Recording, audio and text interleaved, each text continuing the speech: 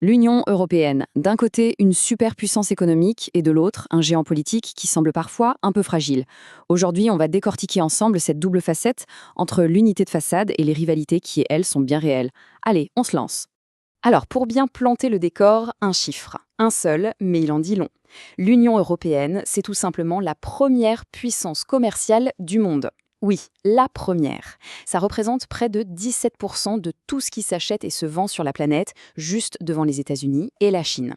On parle donc bien d'un poids lourd économique, ça, c'est incontestable. Mais voilà, c'est là toute la question. Est-ce que ce géant n'aurait pas des pieds d'argile? Parce que derrière cette image de puissance se cachent des fissures. On parle d'inégalités vraiment profondes entre ses propres territoires et puis d'une vraie difficulté à parler d'une seule et même voix sur la scène internationale. C'est précisément cette tension permanente entre la force et la fragilité qu'on va explorer. Bon, pour y voir plus clair, on va procéder en 3 étapes. D'abord, on va se pencher sur les fractures à l'intérieur même du territoire européen. Ensuite, on verra ce que l'UE essaye de faire pour recoller les morceaux. Et pour finir, on regardera comment elle se débrouille face aux autres grands de ce monde. Première partie donc, il faut tout de suite se sortir de la tête l'idée d'une Europe toute lisse, toute uniforme. Non, en réalité, l'espace européen est hyper contrasté, avec des inégalités de développement vraiment marquées entre les régions.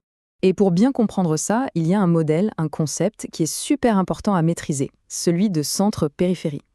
Imaginez un peu un système solaire. Le centre, c'est le soleil. Il est hyper dense, il attire tout à lui.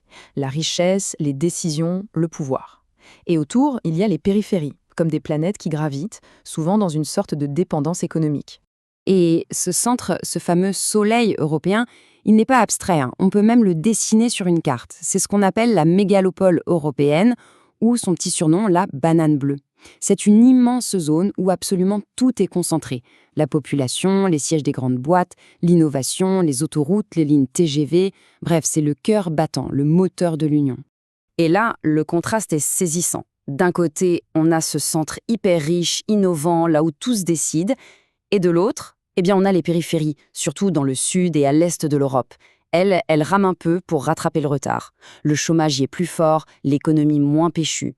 Ce grand écart, c'est un vrai casse-tête, un défi permanent pour que l'Union reste unie. Alors, face à ce déséquilibre, on peut se demander ce que fait l'Union européenne. Elle ne reste pas les bras croisés.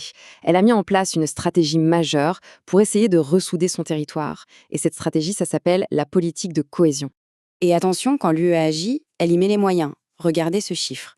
352 milliards d'euros. C'est le budget pour la période 2014-2020. Pour que ça vous parle un peu, c'est le deuxième plus gros poste de dépenses de l'Union, juste derrière l'agriculture. L'investissement est donc massif pour essayer de corriger le tir. L'objectif, au fond, il est simple et il ne date pas d'hier, attention. Il est inscrit noir sur blanc dans les textes fondateurs de l'Europe depuis 1957. L'idée de base, c'est la solidarité. Aider les régions qui sont à la traîne pour que tout le monde puisse avancer ensemble et que le développement soit, plus harmonieux. Ok, mais concrètement, comment ça marche? En fait, c'est assez logique, ça se fait en 3 temps. 1, on fait le tri. On classe les régions selon leur niveau de richesse pour voir qui a le plus besoin d'aide. 2, on distribue l'argent. On alloue des fonds à ces régions. Et 3, on passe à l'action. Cet argent sert à financer des projets bien réels sur le terrain. Ça peut être une nouvelle route, des formations pour les demandeurs d'emploi, un coup de pouce à l'innovation. Pour distribuer tout cet argent, l'Union a des sortes de guichets spécialisés qu'on appelle les fonds structurels. Pour faire simple, disons qu'il y en a un pour tout ce qui est infrastructure, les routes, Internet, c'est le FEDER. Il y en a un autre pour le côté social, aider les gens à trouver du boulot, à se former, c'est le FSE. Et enfin, il y a un fonds de cohésion spécial pour les très gros projets d'environnement ou de transport dans les pays qui ont le plus de retard. Bon, on a bien regardé ce qui se passe à l'intérieur de l'UE. Maintenant, on va dézoomer un peu. On change d'échelle pour notre 3e et dernière partie. Comment l'Union s'en sort dans la compétition mondiale, face aux autres géants? Ce graphique nous montre bien le terrain de jeu. On voit que l'UE est toujours un mastodonte économique, on est au coude à coude avec les États-Unis. Mais regardez la barre de la Chine. Sa croissance est juste fulgurante, elle est en train de tout bousculer. Pour l'Europe, le défi, ce n'est plus juste d'être riche, c'est de rester dans la course, de rester pertinente dans ce monde qui change à toute vitesse. Et c'est un peu là que le bas blesse. Le gros problème, c'est une faiblesse qui vient de l'intérieur. Contrairement à ses concurrents qui ont des stratégies nationales super claires, l'UE a un mal fou à définir une politique industrielle commune. Du coup, qu'est-ce qui se passe? Souvent, les pays membres se tirent dans les pattes, ils se font concurrence entre eux, et ça, forcément, ça affaiblit tout le bloc face à des géants comme la Chine ou les États-Unis. Et s'il y a un domaine où ce manque d'unité est criant, c'est bien le numérique. On est aujourd'hui complètement dépendant des GAFAM. Vous savez, ces géants américains de la technologie. On n'a pas de champion européen capable de jouer dans la même cour. Et ça, à long terme, ça pose de vraies questions sur notre souveraineté, notre indépendance technologique. Et ce problème de division, il ne touche pas que l'économie.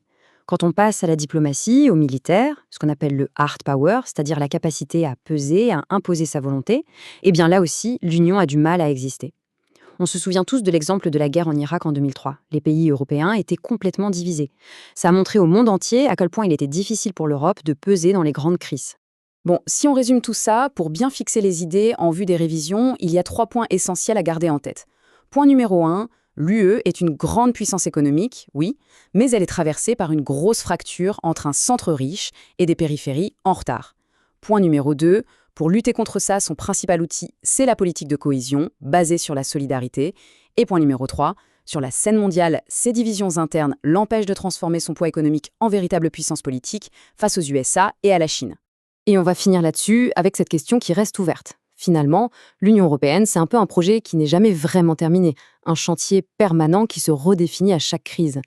Le véritable enjeu pour son avenir, c'est sans doute de réussir un jour à dépasser ces divisions pour que sa force économique devienne enfin une vraie puissance politique sur la scène mondiale.